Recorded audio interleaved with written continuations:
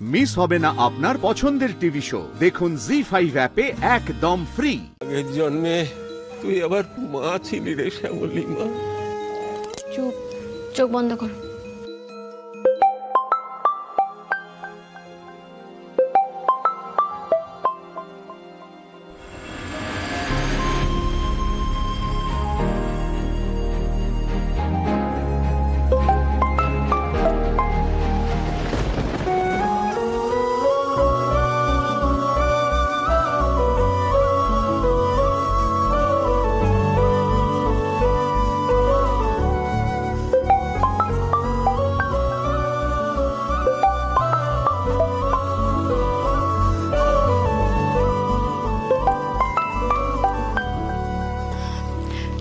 Sir, আমি একটা কাজে এসেছি, ব্যস্ত আছি, পরে কথা বলছি।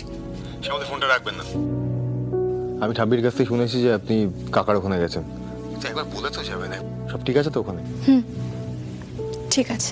আচ্ছা, আমি বলছি আপনি কি রাতে ওখানেই থাকবেন? না মানে একা সবকিছু সামলাতে পারবেন তো আপনি? যদি এমার্জেন্সি কিছু হয়। আচ্ছা, আমি আসছি। না না স্যার, আপনার আসার কোনো দরকার নেই, আপনাকে আসতে হবে না।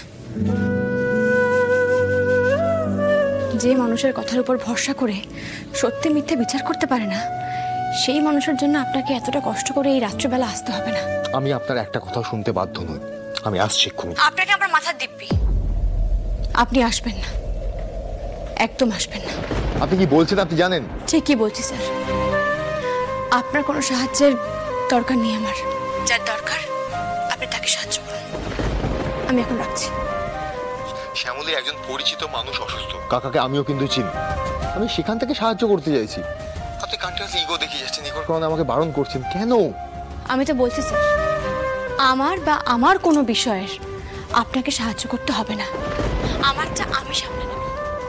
আপনি বরং অহনাকে সাহায্য করুন, যান। শ্যামলী, আপনি জানেন আপনি কি বলছেন? হ্যাঁ স্যার, জানি তো, কথাগুলো তো আমিই বলছি, ভেবেচিন্তেই বলছি। আপনার কোনো সাহায্যের দরকার নেই আমার, আমারটা আমি সামলে নেব। অহনার আপনাকে প্রয়োজন, তাই অহনার পাশে থাকুন। এখানে আসবেন না, একদম আসবেন না। শ্যামলী, ফোনটা রাখবেন আমার। শ্যামলী,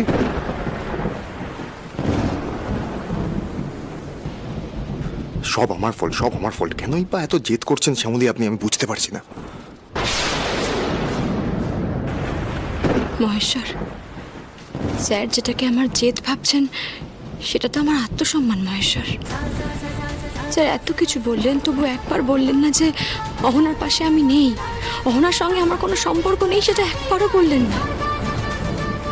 একবারও বললেন না যে তোমার সাথেই আছে শ্যামলী। মহেশ্বর, তুমি তো জানো যে আমার মনে কোনো পাপ নেই, আমার উদ্দেশ্যতে কোনো গলদ নেই। স্যার যেন একদিন নিজের ভুল বুঝতে পারে, কিন্তু আমি নিজে থেকে স্যারকে আর কিচ্ছু বলতে যাব না, কিচ্ছু না। জি5 ডাউনলোড করুন আর সব এপিসোড দেখুন একদম ফ্রি।